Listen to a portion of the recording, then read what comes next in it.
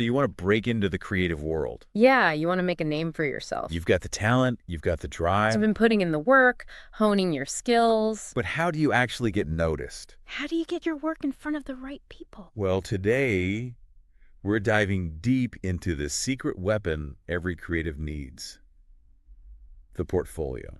And I say secret weapon kind of tongue-in-cheek because, like, obviously everyone knows you need a portfolio. Right, but it's not just about having one, it's about having one that really sings. A portfolio that doesn't just showcase your work, but tells your story. That's right. Think of it as your highlight reel, your chance to make a killer first impression. And for this deep dive, we've dug through a mountain of career advice, articles, you name it, to distill the absolute key ingredients of a portfolio that pops. And trust me, there's a real art to it. One of the biggest takeaways that really jumped out is this idea of quality over quantity. Oh, absolutely. This is huge GE. It's so tempting to just throw everything you've ever done in there, like, look at this masterpiece I made in my high school art class. Right. But here's the thing. You want people to see you at your absolute best. Your portfolio should be like a curated gallery showcasing only your strongest pieces.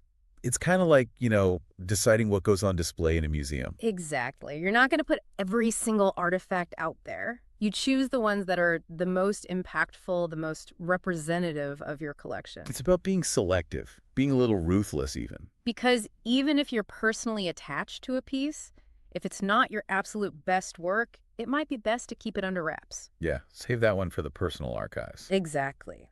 Now, another key thing we found is the importance of demonstrating your range and versatility. Right, you don't want to be a one-trick pony. Exactly. Let's say you're a graphic designer. Right. It's fantastic if you're amazing at logo design. Sure. But if you can also show examples of website layouts, brochures, maybe even some 3D modeling. Whoa, hold on, slow down. You're making my head spin with all these skills. That's the point. You want to wow them with your versatility. So it's like saying, hey, I can handle anything you throw at me. Precisely. It shows you're adaptable, you're multifaceted, and you're not afraid to step outside your comfort zone. Okay, I'm convinced. Range is key. Mm-hmm. But what about context? Why is it so important to provide context for your work? Okay, imagine this. You walk into an art gallery. There's a stunning painting, just grabs your attention. Beautiful colors, intriguing composition. I'm picturing it. But there's no title, no artist statement, nothing. Oh, that's frustrating. Right. You're left wondering, what was the inspiration behind this? What's the story? What's it all about? Exactly. And it's the same with your portfolio. You don't want to just throw your work out there without any explanation. You need to give people a little something to chew on. Right. A short, engaging description for each project can make a world of difference.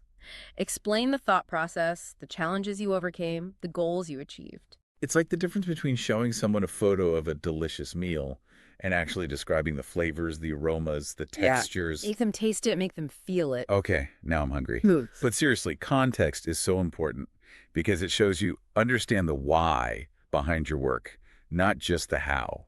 100%. Now, speaking of understanding the why, let's talk about keeping your portfolio fresh. Oh, this is a big one. This isn't a museum exhibit, right?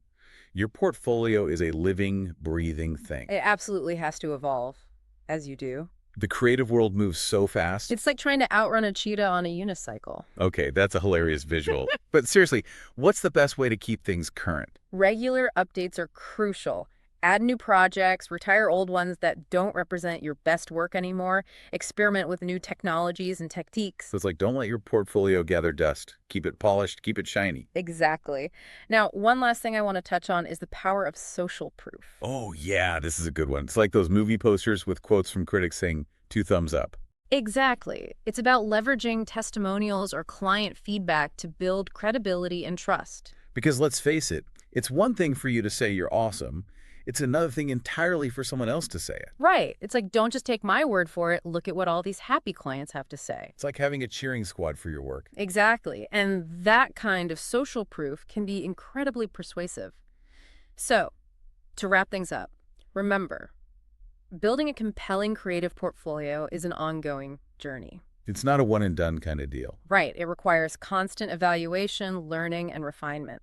It's about crafting a unique narrative that showcases your skills, your vision, and your passion. And the more you put into it, the more it will pay off. Absolutely. So go out there, create something amazing, and then tell the world your story. And on that note, we'll wrap up this deep dive. Until next time. Be sure to check out the show notes for links to all the great resources we talked about today. And remember, your portfolio is your superpower. Use it wisely. And have fun with it.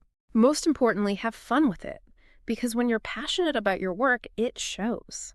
We'll see you next time for another deep dive. See you then.